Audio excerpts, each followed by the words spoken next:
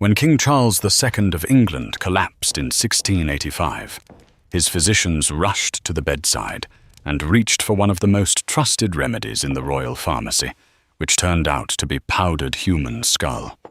Charles had paid £6,000 for that recipe and distilled it himself in his own private laboratory, and when he lay dying, skull medicine ranked among the first treatments they tried and among the last they administered before his breathing stopped. Nobody in the room found this unusual, because at the time, this counted as science. And that single detail, the King of England consuming liquefied human remains and calling it healthcare, somehow ranks as one of the least disturbing things you're about to hear. We're talking about cannibalism in the Middle Ages, and not the version you're picturing. Not some lone madman hiding in a cave. This covers cannibalism as famine survival, cannibalism as deliberate military strategy, and cannibalism as medicine you could purchase at your local apothecary, prescribed by your physician, endorsed by your priest, and likely bankrolled by your monarch.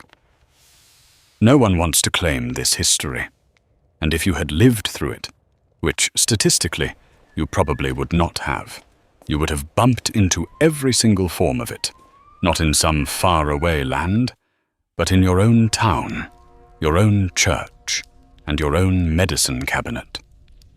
We're starting with the most primitive version, the one driven by pure animal desperation, the one that could have swallowed anyone, including you, if the weather turned sour for long enough. Between roughly 950 and 1250 AD, to medieval Europe rode the wave of what climatologists call the medieval warm period.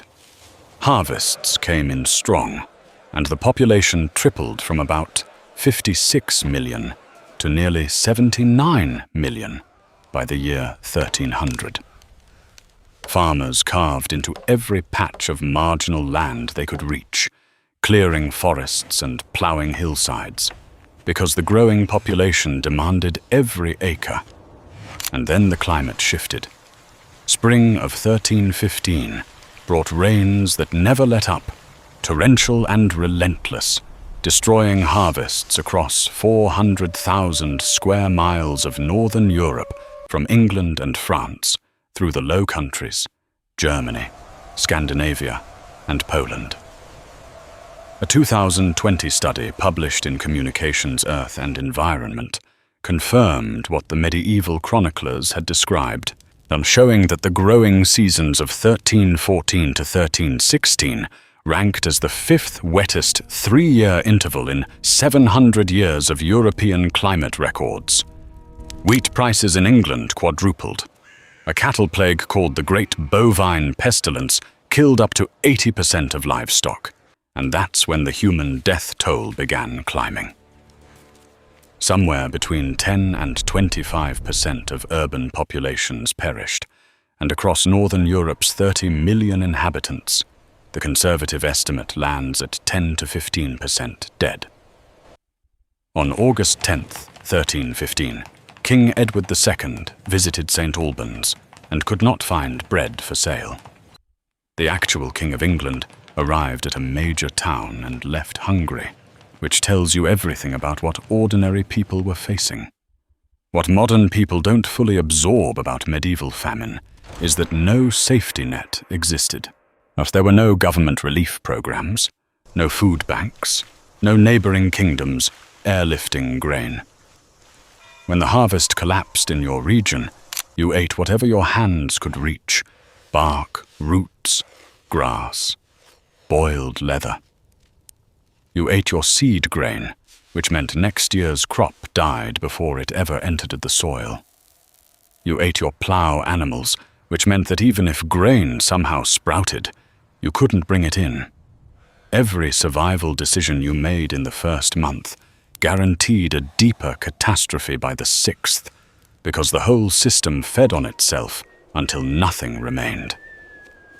Jean de Venette, a Carmelite friar who endured the Great Famine as a 7-year-old boy, recalled decades later that poor people ate dogs and other unclean things. He carried that memory for the rest of his life, but which tells you what kind of scar this famine carved into an entire generation. Picture yourself as a peasant farmer in Northumbria, or a labourer in Flanders, or a mother in Bristol. Your children haven't eaten in days. Your neighbours are collapsing in their doorways. The animals are gone, and the grain sits rotting in flooded fields. The chronicles tell us exactly what came next. Johannes de Trochelauer, a monk at St. Albans Abbey, recorded that according to many reports, men and women in many places secretly ate their own children. The Bristol Chronicle documented that horse flesh and dog flesh counted as good meat, and that some parents consumed their own children, while prisoners attacked new arrivals, tore them apart, and devoured them half alive. Over in Northumbria, the Chronicle of Lanercost reported people stealing newborn babies. Sit with that for a moment. These aren't rumors drifting in from distant lands, but English monks documenting English towns. Modern historians treat these accounts carefully. Julia Marvin's research found that medieval chroniclers sometimes deployed cannibalism as a rhetorical device, echoing biblical imagery from Lamentations chapter 4, where mothers cook their own children during the siege of Jerusalem. The Europe Now Journal observes that most historians now view some medieval cannibalism references as deliberate exaggeration, and Lynn Nelson of the University of Kansas cautioned that one can never tell if such talk amounted to rumor-mongering. But here's the thing. No serious scholar dismisses it entirely either. We know from the Russian famine of 1921, from the Holodomor, from the siege of Leningrad, that when starvation crosses a certain line, cannibalism follows. Each of those events occurred in the 20th century, under conditions arguably less extreme than what medieval Europe endured. The real question was never whether it happened, but how widespread it got. And the Great Famine of 1315 doesn't even represent the worst account on record. Nearly 3 centuries earlier, a Burgundian monk named Rodulfus Glaber documented a famine that gripped Europe from roughly 1030 to 1033. Glaber didn't trade in vague rumors. He named locations and described individual incidents with startling precision. Travelers ambushed on roads by stronger men, dismembered, roasted over fires, and consumed. Children lured to secluded spots with a piece of fruit or an egg, then killed and eaten. And one case that stands out above the rest was a man in the town of Taunus who hauled cooked human flesh to the local market and attempted to sell it as ordinary meat. Authorities arrested the man, and he admitted his guilt without protest before being burned at the stake. What happened next defies belief. Another man crept out at night, dug up the confiscated meat, and ate it himself. And he burned for that, too. Glaber also left behind what modern medical researchers have identified as the earliest known description of refeeding syndrome, the deadly phenomenon where people starving for weeks finally receive food and their bodies, unable to handle the sudden intake, swell and shut down. Glaber had no vocabulary for the science behind it. He simply watched people eat after weeks of deprivation, watched their bellies distend, watched them collapse and die, and wrote down what he witnessed. That's what famine cannibalism looked like. Not myth, not pure literary invention. But ordinary people in ordinary towns pushed past the boundaries of what we prefer to believe humans are capable of.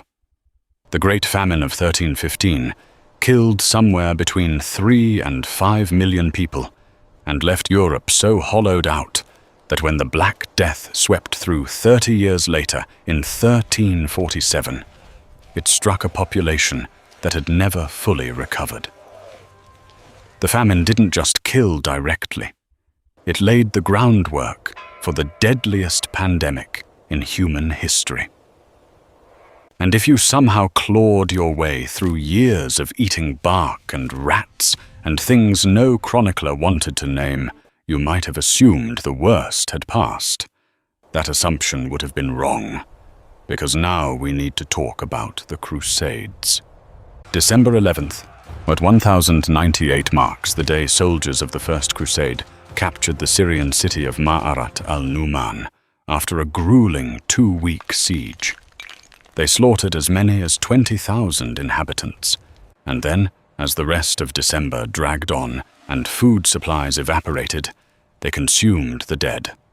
This isn't a disputed allegation or a single monk's second-hand gossip. Nearly a dozen independent Christian chroniclers, writing within 2 decades of the event, confirm it happened, and an Arab source backs them up. The Crusade leaders themselves admitted it in a letter to Pope Urban II, reporting that the famine grew so severe that Christian soldiers ate the putrid bodies of the Saracens. They delivered that admission in writing, directly to the Pope, and they didn't frame it as a confession, but as evidence of how terribly they had suffered in God's service. The individual accounts carry a specificity that makes them impossible to wave away. Fulcher of Chartres, a priest on the Crusade, confessed his horror openly, writing that he shuddered to tell how his countrymen, driven by the madness of excessive hunger, carved flesh from the buttocks of dead Saracens, cooked it, and devoured it with savage mouth before the meat had even finished roasting. Ralph of Caen, who conducted interviews with self-described perpetrators, reported adults boiled in cooking pots and children skewered on spits, adding that he heard this from the very people who committed this shame. Raymond of Aguilera, a chaplain who appears to have been present in person, noted that Crusaders ate with gusto Saracen bodies that had been decomposing in swamps for 2 to 3 weeks. 2 to 3 weeks rotting in a Syrian swamp, and according to the man standing there watching, they ate them with gusto. And this is where the history turns genuinely unsettling beyond the obvious. J. Rubinstein, the leading academic authority on this episode, spotted a detail most people overlook, which is that only Muslim bodies were consumed. Pure starvation would have driven the soldiers to eat any available corpse, regardless of identity. But they chose specifically, and that selectivity complicates the hunger-only explanation. Rubinstein's argument runs that the cannibalism served 2 purposes simultaneously.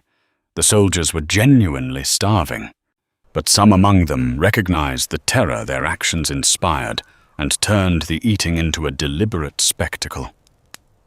The strategy worked.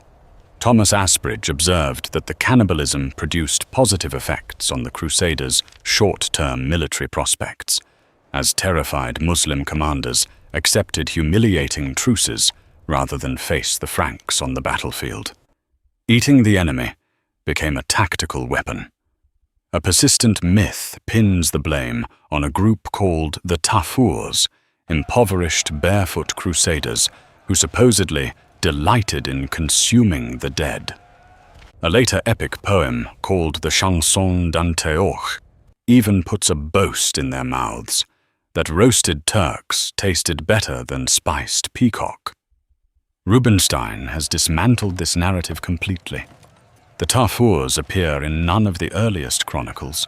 Some turn out to have been unarmed camp helpers rather than fearsome warriors, and the mythology around them grew up after the fact to redirect blame away from the main crusading army onto disposable scapegoats. Regular soldiers did it, knights did it, and some of them did it deliberately for strategic advantage. A holy war fought under the banner of Christ produced one of the most thoroughly documented cases of cannibalism in medieval history, not because anyone hid it, but because so many witnesses saw it that denial proved impossible. That created a crisis for the entire medieval worldview, because in the European imagination, cannibals were supposed to be the enemy, the pagans, the savages, the uncivilized other, not French and Norman soldiers carrying the cross. The Ma'ara episode fractured something in European self-understanding that took centuries to plaster over. And as we'll see, the plastering took extraordinary forms. But everything covered so far, the famine, the Crusades, the children impaled on cooking spits, none of it touches the part of this story that lasted the longest, reached the most people, and passed as completely normal. Stay for this, because this is where medieval cannibalism stops being something that happened to desperate people in extreme moments and becomes something that happened to you at the pharmacy on an ordinary afternoon. Richard Sugg, a historian at the University of Durham, spent his career documenting what scholars call corpse medicine, and his summary of the practice lands like a gut punch.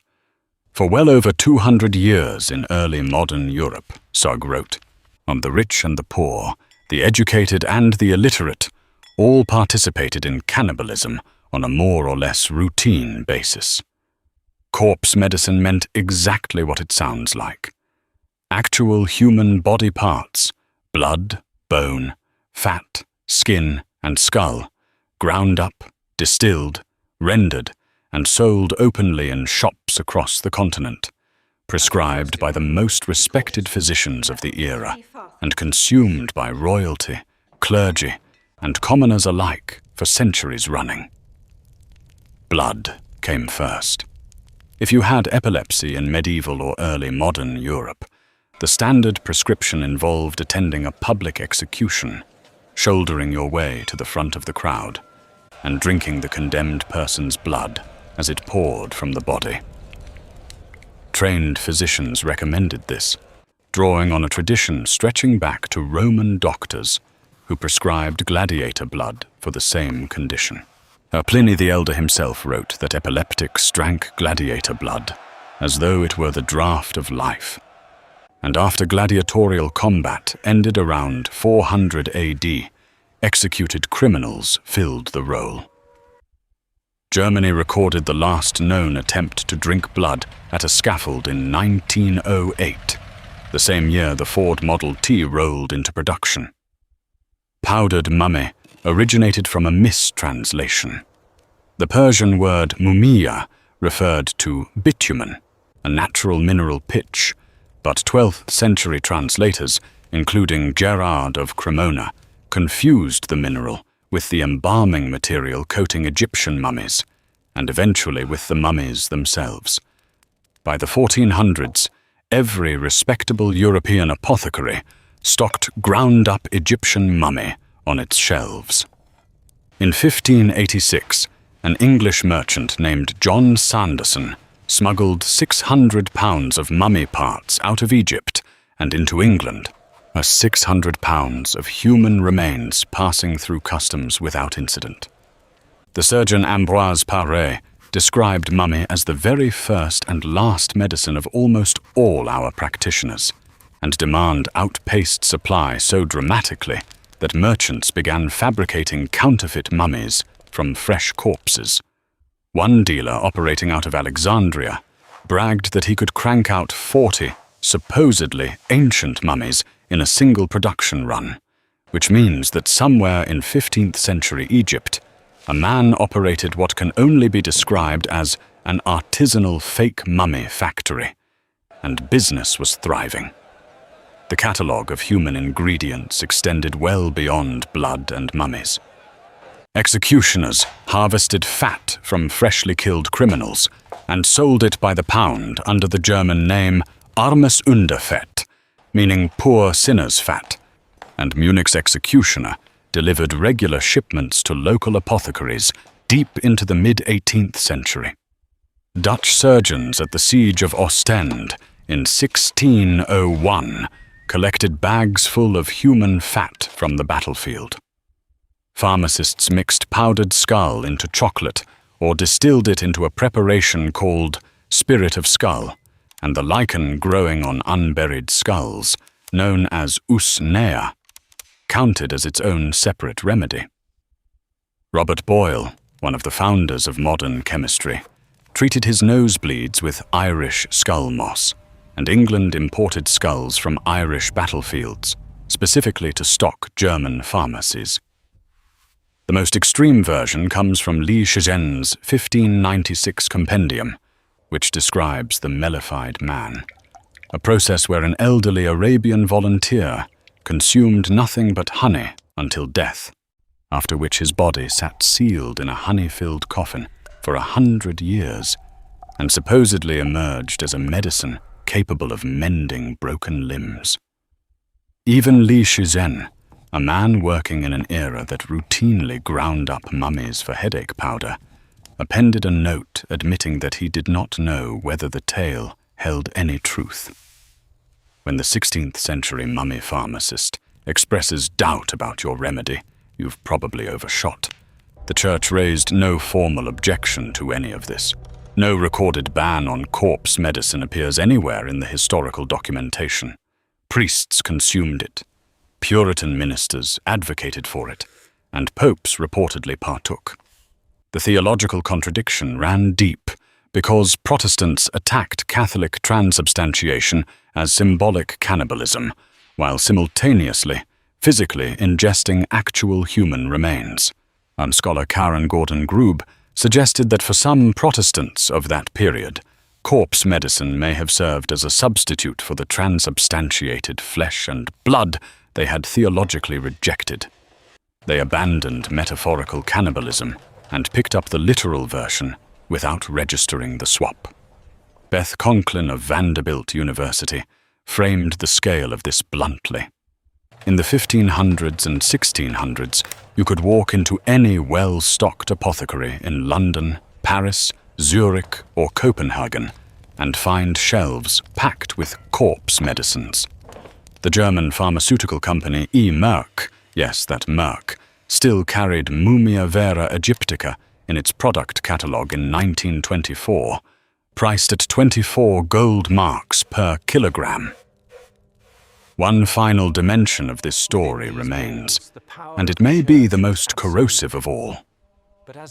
Medieval Europeans didn't just practice cannibalism. They weaponized the accusation of cannibalism against every group they wanted to destroy. The deadliest version took the form of blood libel, the entirely fabricated charge that Jewish communities kidnapped Christian children and consumed their blood in religious rituals. This wasn't fringe paranoia. It operated as mainstream European belief for centuries, and it carried a devastating body count. William of Norwich became the first documented case in 1144, when a local monk named Thomas of Monmouth constructed an elaborate accusation against the town's Jewish community, claiming they had ritually murdered a Christian boy. No evidence supported the charge, and it didn't matter. The accusation radiated across Europe, growing more elaborate and more lethal at every stop. By 1255, thus the case of Little Hugh of Lincoln resulted in over 90 Jewish arrests and 18 hangings. The 1475 death of a 2-year-old named Simon in Trent triggered the torture and execution of the local Jewish population, and the Catholic Church canonized the dead child as a saint. Sainthood built on a fabrication. The Vatican waited until 1965 to reverse that decision, 20 years after the Holocaust. Pope Innocent IV deserves genuine credit for investigating blood libel and officially denouncing it as baseless in 1247. But the accusations rolled on for centuries because they proved too politically convenient to retire. Scholar Merrill Llewellyn Price traced the intensification of blood libel to Christian debates over transubstantiation, the doctrine declaring that communion bread and wine literally become Christ's body and blood. Anxieties about their own Eucharistic consumption of flesh and blood, Price argued, got projected onto Jewish communities. That pattern replicated across every marginalized group in reach. Waldensians, peaceful Christians, whose main heresy consisted of wanting to live simply, faced Inquisition charges of cannibalism and infanticide, bearing zero resemblance to their actual beliefs. Matthew Paris's chronicles portrayed the Mongols as enthusiastic man-eaters. Geraldine Heng distilled the underlying logic cleanly, observing that in the medieval imagination, witches, Jews, savages, and pagans registered as plausible cannibals, but the Christian European self could never occupy that category. The Ma'ara episode cut so deep precisely because it demolished that framework. The same Europeans grinding up mummies and gulping criminal blood labeled other cultures as savages. The same civilization that documented, acknowledged, and strategically employed cannibalism during the Crusades accused Jewish communities of the very acts its own soldiers had committed. The double standard wasn't a minor inconsistency. It formed the load-bearing wall of the entire world view. Supposedly, historical cases of lone medieval cannibals collapse under scrutiny too. The famous Sawney Bean narrative, depicting a Scottish clan that supposedly murdered and devoured over 1,000 travelers from a coastal cave, is almost certainly invented. No contemporary document mentions the beans, and the earliest printed versions surfaced in cheap chapbooks during the 1770s, hundreds of years after the alleged events. And historian Louise Yeoman concluded it existed to sell pamphlets, making the cannibal Scotsman one more story that Europeans told about someone else. These cultural marks ran deep. Hansel and Gretel, the fairy tale of two children abandoned in the forest by parents who can't feed them, then lured to a house by a woman who wants to eat them, is widely read as a reflection of child abandonment during the Great Famine of 1315. Parents carried their children into the woods because they couldn't keep them alive at home, and the story endured long after the children didn't. Geraldine Heng pushed the analysis further, arguing that medieval literary romance as a genre, the whole tradition of Arthurian legend and chivalric quest, emerged partly as a cultural response to the trauma of Crusader cannibalism.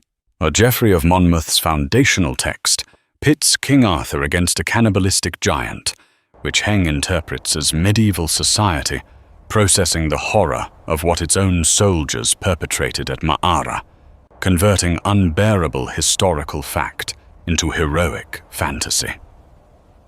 They couldn't confront what had happened, so they recast it as a knight slaying a monster, never acknowledging that the monster wore their own face.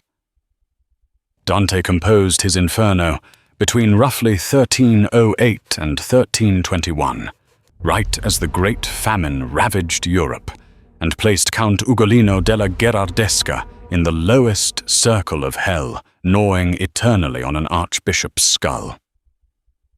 The passage's devastating implication, never stated outright, is that Ugolino cannibalized his own starving sons during their imprisonment together, and Dante lets you arrive at that conclusion on your own, or which lands harder than any explicit statement would.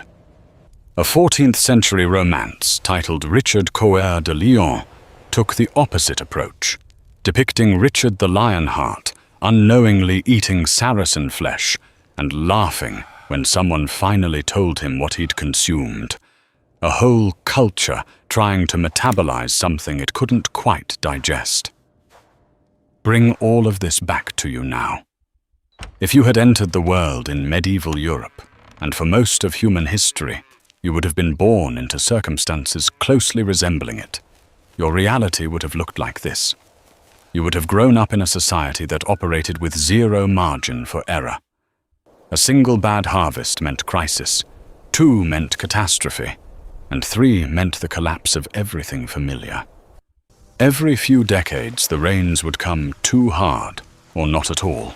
Or your neighbors would begin dying in their homes, on the roads and in the ditches, and if the famine ground on long enough, and they always ground on longer than anyone anticipated, Some of those neighbors would turn to the dead for sustenance.